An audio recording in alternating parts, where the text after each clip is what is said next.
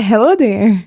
When I got my computer around 3 years ago, I stumbled upon one video. It's mouse cursor history from Pose. I watched the whole video multiple times. The guy shows the evolution of mouse cursors since the existence of computers until 5 years ago. He went through both Apple iOS and Windows cursors. Because the Windows cursors aren't perfect, really, the angles and lines are not aligned, he made his own improved version. I've been using his cursors for a very long time, but since my setup has changed a lot, I wanted my cursors to match as well. I wanted something that would suit my setup, something neon or synthwave. I really like the dark atmosphere with vibrant colored lights that even my kitchen has LED lights. Since I never made or designed any cursors, I asked my good old friend, GPT, what's the best way to make my own animated cursors? At first, I needed to design the frames using Photoshop, and the canvas needs to be 32 by 32 pixels or 48 by 48. Okay, but what are all the cursors that I need to make?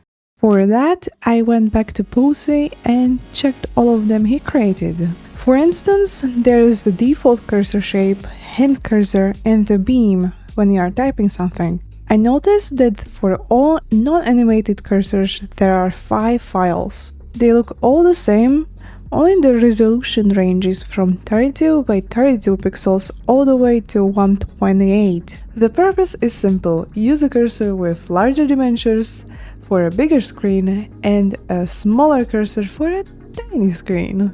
So, we need to create multiple images with different resolutions. Okay. To quickly design the cursors, I used the free online editor Figma. I gave the basic cursor a dark outline so it will be visible in light areas. Then I resized the images in Photoshop, keeping them as smart objects to not lose any resolution, and exported them as PNGs. For the hand cursor, I created the same looking cursor but with the middle filled in, to symbolize that there is something more after you click. I even made it a little darker, just like a link turns dark blue after you visit the website. For the beam and the arrow cursors, I wanted something sleek and simple, so I put together some lines with curved edges. To add some contrast, I included some neon pink, and for the rest of the cursors, I think it's quite self-explanatory. To resize and export the images quickly, I used batch actions in Photoshop, which saved me a ton of work. To make them into actual cursors, and not just PNGs, I used the real-world cursor editor. There, you set the images to different resolutions.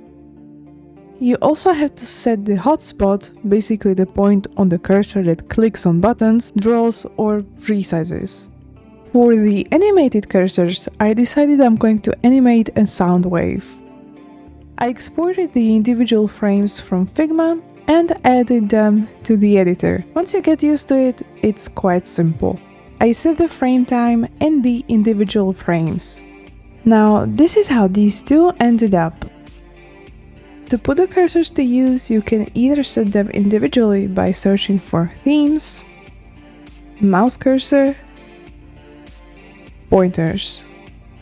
Here you can select the cursor you want to change and browse for a .cur file. Since this process would be tedious with all cursor types, I prepared a script that will install all the cursor files for you.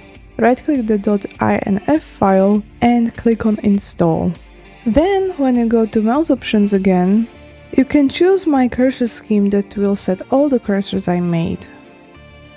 Well, that's it for this short video. All the cursors are available on my Etsy shop, where the pointer cursor is for free. Link is in the description. Anyway, thanks for watching, and remember, the cursors were made for you from Diana.